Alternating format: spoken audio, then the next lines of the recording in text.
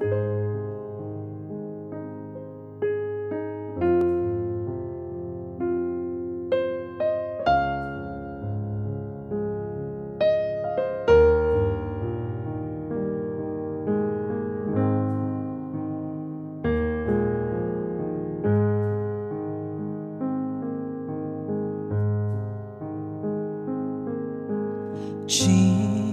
tao lưu là chúa tao nhỏ xì dày.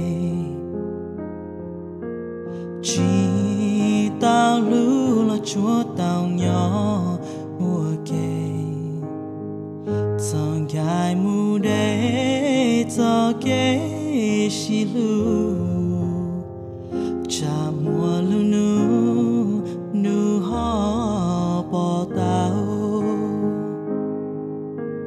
Chỉ tao lưu là chúa tao nhỏ xin chia. Chỉ tao lưu là chúa tao nhỏ xin nhà. Inu bóp lia lu xia tu dòng. Nhọn đã cho mong yo dòng ly ca.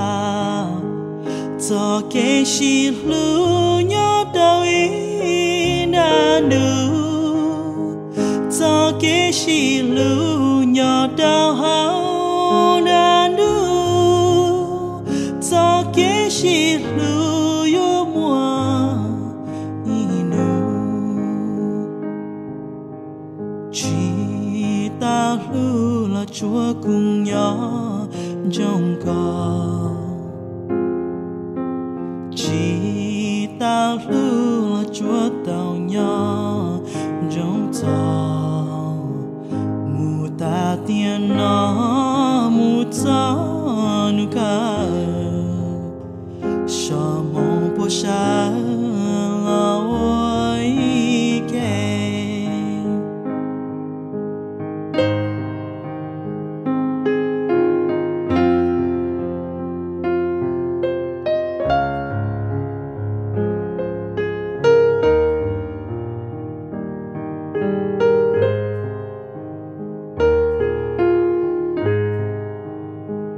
Cho cái xì lưu nhớ đâu ý đã đủ. Cho cái xì lưu nhớ đâu hao đã đủ. Cho cái xì lưu bố yo mùa inu.